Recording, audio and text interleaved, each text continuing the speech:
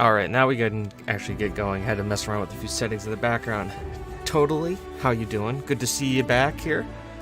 As, oh, hang on. It's not... You just press the continue button to continue. That would be the smart thing to do, right? It's not like I've been playing this off screen or anything. We're gonna pick right up where we left off. Bandit camps and all that.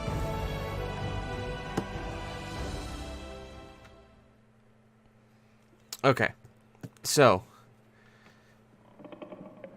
Creepy Knight,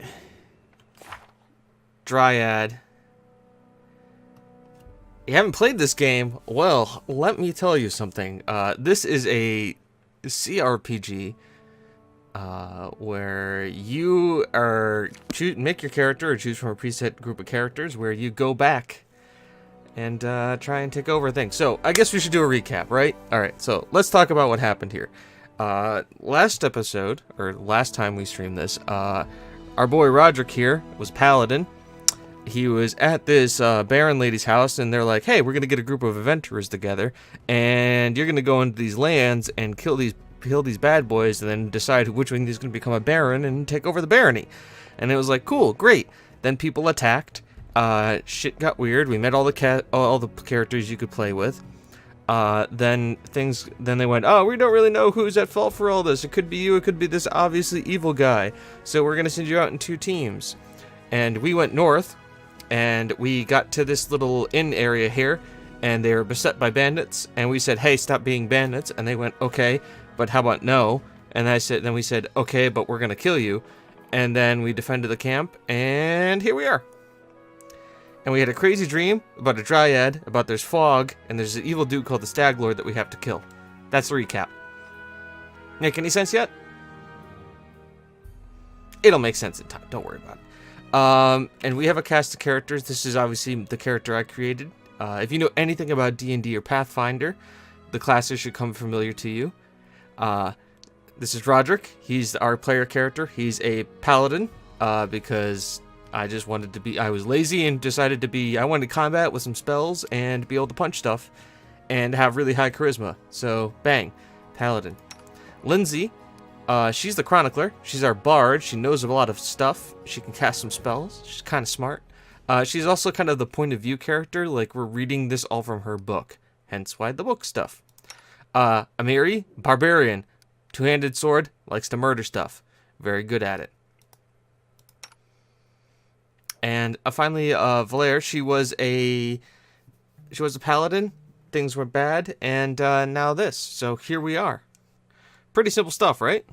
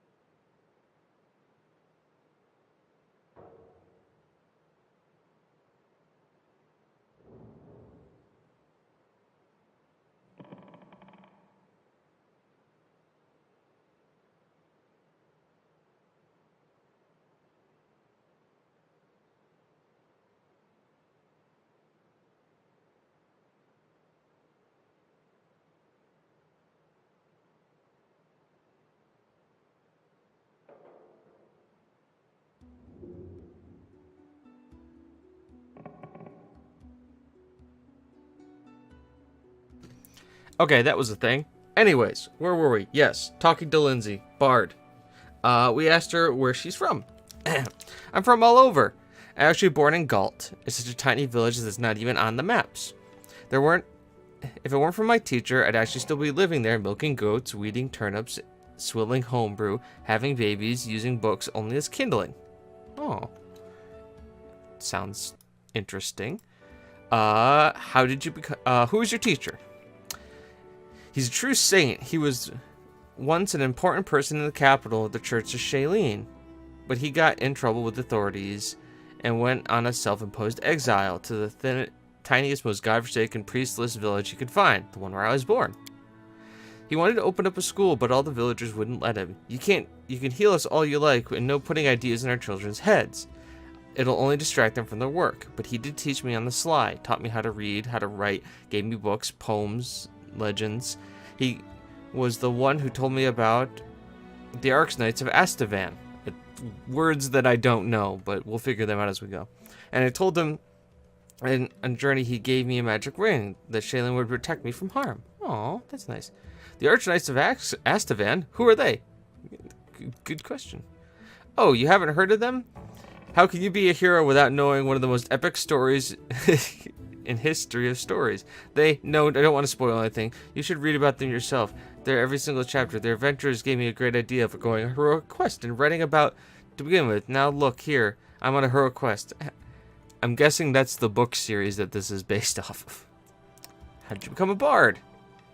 When I realized there's nothing for me at home besides radish patches, I decided to run away. A traveling peddler, Tessie the Quill, happened across our village, and I stuck to her like a burr and wouldn't let go until she agreed to take me on as an apprentice. Together we traveled everywhere, to Brevery, to Taldor, to Ustav, and found out about the Academy of the Grand Arts in Pitax. And I thought, well, I love reading stories. I can surely learn to write them too, so I enrolled at my first try. They even gave me a scholarship. They expelled me, but that's okay. They'd already taught me all the important stuff, and now with Shailene's help, I can manage on my own. Do you worship her? Yes. Not to offend other gods, but she's the most important of them all. All their gods guard the world as it is, but only the eternal Rose, I guess that's her, the goddess of beauty, calls us to the world as it should be. Why are your clothes so messy? I forget it. I can't waste money on looks. I'd rather buy books instead. In hundreds of years, people will be reading my works. They're going to ask me whether the author had holes in her sleeves. Let me ask you about something else. God, there's a lot of reading. Start off. You come from Pitax, right? Tell me about it. Oh, I love Pitax. Even they kicked me out. What a choiceful place. What's life in Pitax like? Pitax always has been one of the huge nests of thieves, bandits, river pirates, smugglers, fences, card sharps. It was always been the home for the likes of them. But that was before Iravetti became king. With him, there's a whole different life began there. Oh, okay. Iravetti always wanted to make history, but not as another bandit with a crown. Though that's exactly what he is. He wanted to be a Gorfried through the centuries as a patron of the arts. So he built the Academy of the Grand Arts and spent a lot of gold assembling the best artists, poets, and musicians. Of course, the very best refused to go, but what he got, what he wanted anyways. If Pitax was just one Boone's barn for thieves, now it's a cabaret. There you go. What do you know of King Iravetti? He won his crown in a game of cards, which says much about Pitax and what it does about him. He's fiendishly clever. Some cheats I know told me that the moment he appeared, he started pulling off such schemes that the old city masters just scratched their heads. With him in charge, gold flowed into Pitax, and so he's incredibly, unimaginably, fantastically decadent and conceited. Getting drunk with whores in the pub, that's not Lord Iravetti styles. No, he aims higher, dressing up like Amaro Carasenda with a golden codpiece and holding a 3-week orgy while dancing on the rooftops, paradises, and public executions in the contest of the best ode to the great and unrivaled king. That's more like it. Okay. Tell me about the academy you studied at. We just talked about 3-week orgies. I'm like, tell me about where you studied.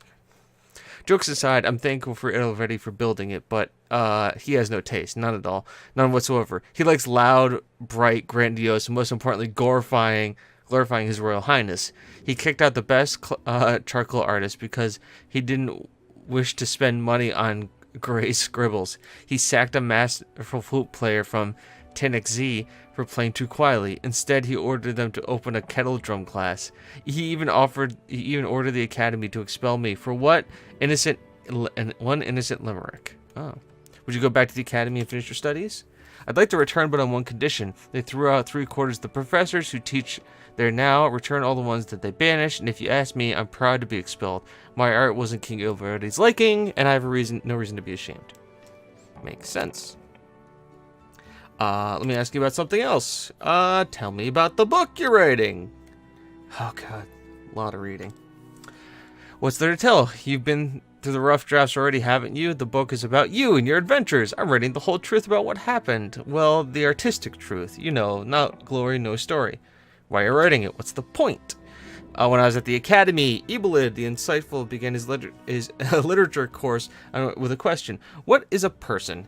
And he answered, a person is a storytelling animal. Our world does not consist of things.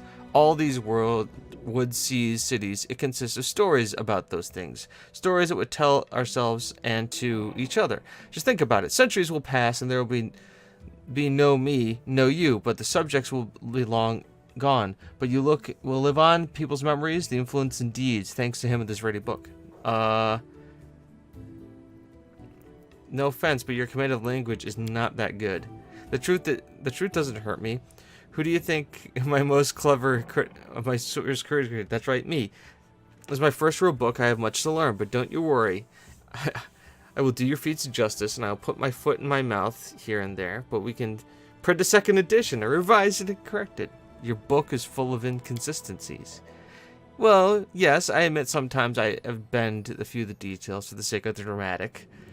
It's called poetic truth. I write about everything I see with my own eyes, even the parts of the adventure that I wasn't around for. But I am always careful to question everyone who was there at the time you think of it, as a general picture. And in the end, you're the hero of the book, and I'm just the storyteller. What kind of character am I? Truth be told, I was a little afraid of meeting a hero. The books, they're all protectors of the weak and the poor. But what are they in real life? But you erased all my fears in 2 shakes of a tail. You're a hero just like the legends. My new fear is that in 100 years my readers will say that people never like you existed, but I'm writing the truth. Oh, that's nice to hear. How do you feel about me reading your work in progress? Well, they're only drafts, so of course you're welcome to read them. Just keep in mind that even if you don't like what I read about them, they won't change a single letter, so don't even ask. As long as you write the truth, I have no objection. Write whatever you wish. I doubt you defame me or the matter. I'm lawful evil. I swear, she puts her hand over her heart. The truth and only the truth, and a teensy bit of imaginative over-exaggeration. Let's talk about something else. Oh, good, nothing more. Tell me about your friendship with Tessie the Quill. What's there to say? We wrote books. The books woke my urge to travel, and only thanks to Tessie, I managed to get out of my village. Oh, cool. That was quick. Tell me about the ring on your finger. Ah! Lindsay holds the ring out in a clear view. It's a gift from my first teacher. It's magical and imbued with the powers of Shaylin, no less. I get myself into trouble and it transports me to a safe spot. That's handy. I'm not gonna do 6, so I have to go. Perfect. That's 1 down.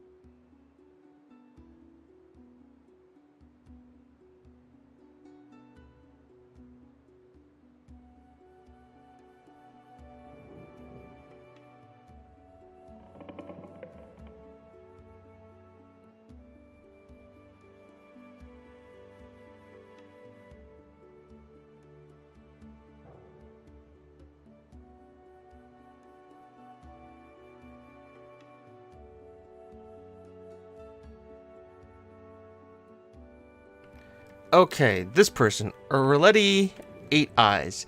The elf looks straight through you with her tangled hair falling over her face. Hey, you're the adventurer, right? Seeking fortune in the stolen lands? You're not the only one here. Take my advice. Keep your eyes open and watch your back. Sometimes ones who call themselves your friends are the most dangerous enemies. Ah, who are you? She's Aeronauty 8 Eyes. Once upon a time, I was a famous throughout Absalom. Aeronauty 8 Eyes, the Reckless Six. We were where glory passes quickly. A few memorable decades later, no one recognizes you on the street anymore. What a shame. What are you doing here? Oh god, there's just so much dialogue. I sit here waiting for adventurers who are in need of help. I may be sitting here in backwards tavern, but now also my friends who are eager to make a few coins, have brave... Blah, blah, blah. I need help. 2,000 gold pieces. I don't have the money right now. Oh, well, I'm not going anywhere. Why are you called 8 Eyes? Once long ago, you spot an enemy with a pin before you think to do. Where were you at the trading post was attacked? Would you like to join me? I'm a famous Pathfinder in the middle of nowhere. Why?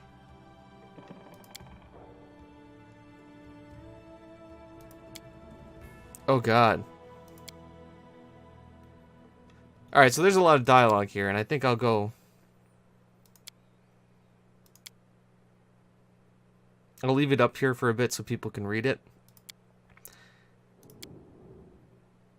But I don't really want to read all of this unless it's regarding your story.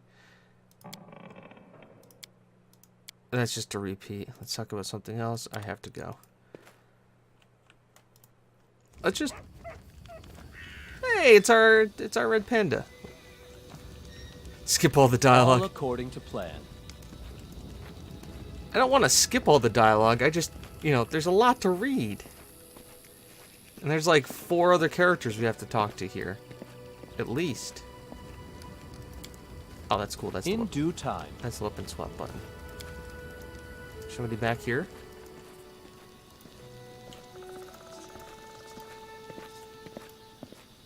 Nope, nobody up here. Let's come back down. And over here, maybe? Possibly. That's the trade post guy. That's the potion guy. That looks That like is not far. a kitten. Ah, here's one of ours. Valerie. Greetings, Valerie. Is everything up to... ready for my new orders? Oh, she's nice. Tell me about yourself. What's there exactly like to know? I was born to a noble family. I didn't remain long in the family estate. My father sent me to the Order of the Eternal Rose. Once I left, I realized I didn't match my principles. Where are you from? What was your childhood like? She's from Brevoy. In fact, I've never seen much of the country. I spent my childhood on a remote estate owned by a noble family. My father's a respectable philanthropist and benefactor of the Church of Saloon. He is also a renowned private collector and a great admirer of the arts. Oh, she gets along with Lindsay. My mother saw to my education personally. For years, I learned good manners, how to behave at the dinner table, proper words at every occasion. I also learned the difference between true nobles and low-born upstarts. I also learned how to treat them properly. Our home was always under the protection of several paladins of Cheyenne. My father donated a handsome sum to their order. One of them, a man of venerable age with a gray beard, once let me touch his shining armor. I remember the admiration I felt when I touched the cold, polished steel. She smiles. Of all the memories of my childhood, that's the one that's the warmest. Why were you sent to the Paladin Order of the Eternal Rose? Ah, you can imagine my first day surrounded by crowds of servants and nannies who would stop praising my heavenly beauty. The paladins used to visit our house echoed these praises. In the end, the general consensus overwhelmed my father's better judgment. When I turned 6, I was brought to the Church of Cheyenne and told it would be my new home. Don't pity me, though, I beg you. Many of who hear stories immediately assume that my parents were cruel and had no love for this child. My parents respected me. They taught me something about supporting all my life, a sense of self-esteem. Nice. What did they teach you at the order? A variety of things. Some of them appealed to me.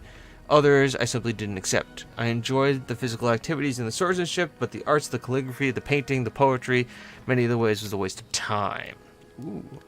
Why did you leave the order? Because of my heavenly beauty. She winces at the concept. According to Shaylin's laws, all art is sacred, whatever form it takes. Severe punishment awaits those who damn-hearting a painting, a sculpture, a poem, no matter how worthless and trivial it can be. My looks always attracted unwanted attention from the pilgrims and the acolytes at the temple. I received my first poem dedicated to me when I was 9. The author was a wealthy geezer. And that was only the beginning. Sculptures, pictures, poems, drowning in them. My admirers mobbed me. I had to respectfully accept all of their garbage. The clerics of the temple were magnanimous, for my many supers made generous offerings to the church. But one time, I just snapped. Some wealthy idiot dedicated an extremely untalented poem to me. He had the nerve to read it right in my face, holding my sleeve. The hour was late, and I was on my way to get some rest from boring lessons on rhymes. I lost control, tore the poem apart, and right in front of him. The paladins wanted to impose some kind of punishment on me, but I don't remember which one. They wanted to make me repent. Instead, I just gathered my things and left. What did you do after you left the order? I set off for rest off. I wanted to get as far away from possible from Shaylin and the destiny everyone seemed to be ready to force upon me. Besides, the school surgeonship and rest off was quite decent reputation. Honestly, I was hoping for an opportunity to learn from the Eldori sword masters. Got it. Eventually, it became clear that their technique wasn't a good fit for me. They avoid impact, where I prefer to raise my shield. Okay. I bet your beauty inspired many people in the order. I guess she didn't like that. And here to avoid the question, she could say, well, let's get this over as once for all. You should understand that I am perfectly aware of most races, orders, and genders find me physically attracting. Beyond my power to change that. It's beyond my power to change it. I'd never been given a potential admirer any reason to start conversing with me. But that doesn't stop them. After leaving the order, I took a dagger to cut off the long hair they used to praise, as well as I get letters praising the beauty of my eyes. I wanted to become one. It was because of my appearance I ended up in the Order of the Eternal Rose, though I never wanted to be a paladin. It was because of my beauty that an infinite numbers of suitors pursued me, of all confusing, pointless hints of infection. But you know what I really want? I want people to stop treating me like a piece of art. I want them to notice that I'm a person, that I'm capable of something more than smiling for paintings, where I sit in a lacy satin dress holding a basket of peaches in my lap. Is that too much to ask? Good. Whoa, what's all this shouting? It's just a simple question. I know what you mean, but still, you can drive people away and open their hearts to you. It's not feeling. Thank you for your honesty. I understand you're a true friend who I can trust with my life. I am truly happy you understand me. Thank you. She smiles at you gratefully, and the smile is full of warmth you've never experienced for somebody that's starting to fade. You suddenly realize you're smiling back at her. Aww. That was just one. There's 9 other. God damn this game. Welcome to Story Time with James, where he reads you just endless amounts of dialogue. Shannon's got his love beauty of arts, or paladins, or something like armored artists. Space Marines. Got it. They are fanatical defenders of the worthless, inspiring paintings, meaningless inartistic paintings of the magnus opus. You care to know my opinion? You spake to Shirley with such contempt. Was God to earn your anger? We kind of know this. She ruined your life. What did the paladins usually do? They wander around seeking the next pile of garbage. When they find it, they call it an immortal piece of art and admire it. Yay! Till they're blue in the face. You might call. Oh God! Let's not have her talk to Lindsay. That would not end well. You're not to let slay. Yeah, but the paladins are not to slay their enemies if they beg for mercy. Can you guess why? Because a bandit, rapist, murderer who has been put to the sword will never learn to create something beautiful in the future. So a paladin empowers her enemy in battle and then inspires him to create a true masterpiece. That might be hilarious if it weren't true. Yeah, that's pretty bad. I understand not every piece of art is good or even decent, but surely miss a few. You said every parent has practice some kind of art. Let's talk about something else. You're an atheist. You know, you don't have to follow etiquette and good manners to speak with me if you don't want to. I couldn't agree more. Frank English. Yeah, I'll tell her that. I'm aware of that, Valley says, but I'm sure you understand that I am what I am. That's how I was brought up, and my parents never first mentioned the orders. Aw, that's nice. I guess you've had plenty of suitors. Sadly, you suppose right, even here in the remote lands, one can find offspring of many nobles considering their duty to kneel to me, begging me to walk with them in the garden. Note to self, don't ask her to walk in the garden. You know, you really could be your friend Ali. No, I'm not going to do that.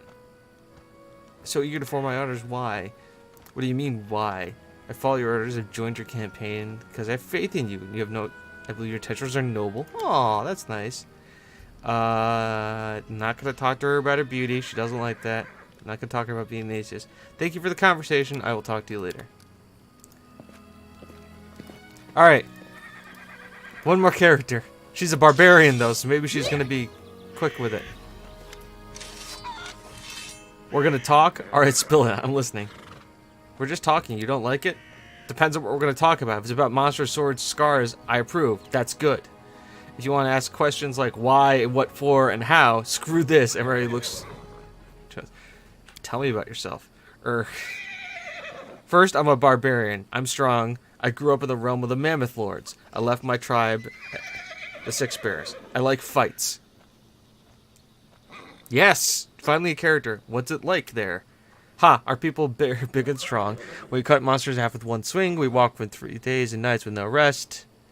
We can eat whole fried archons. I guess you have a lot of training to become as strong as you are. Training? Ha! No one freaking trained me. I put 6...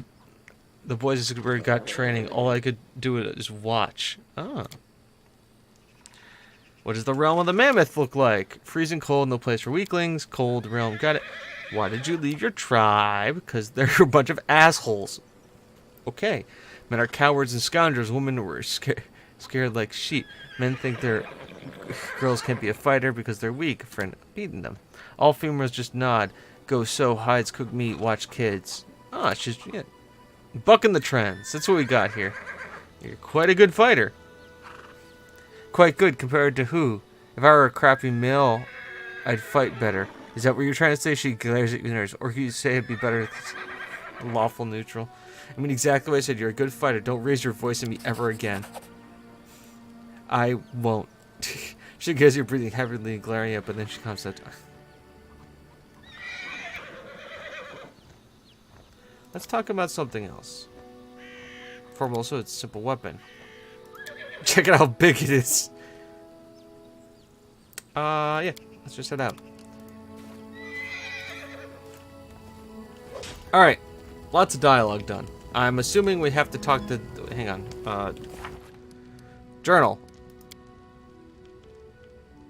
That's done. The Road to Glory. That's done. Stolen Land. Set off for the Throne Ford Bandit Camp. Keep track of time. A bitter rival. Okay, so... Greetings. Oh, look, nice. You've rolled those villain's feathers. Anyway, new day, new troubles. Have you seen the fog? I've never seen anything like it before. The road to Restov looks like someone spilt milk and hung it in the air. Couldn't even see anything through the soup. Not even a torch. What feels like witchcraft. I bet the Stag Lord has evolved somehow. Rumors say he deals in all kind of magic. I need to take care of the Stag Lord. You know a place where I can find him. That's quite a task. The Stag Lord has a fortress somewhere in the area, but only the Trojans chew or rabble. Location of the fortress heavily guarded secret. The fog hanging around make magic be even harder to find. What else can you tell me about him? Not much. Not like I've sat down and shared a cup of wine, but I think he's arrived. Blah blah blah. Fine.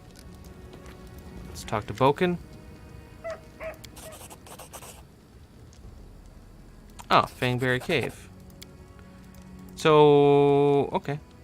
Alright, I'll try and help. Show me what you have. He's got potions and stuff. Cool. Alright, let's sell and then we're actually going to get out and do something here. Show me your wares.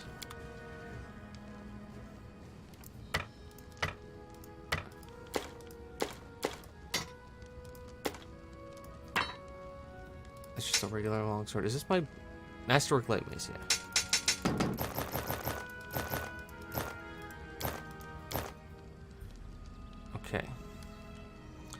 We picked up the Masterwork Greatsword last time.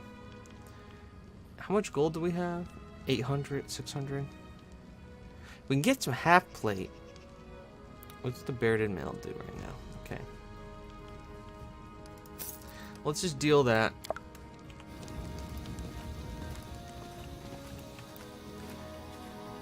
And let's actually get into some gameplay, huh?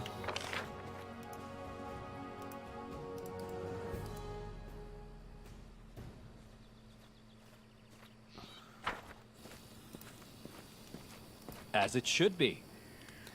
Oh. Yep. Cool. So let's actually get into the campaign map and do some game, as we spent, like, what, 30 minutes just talking to people?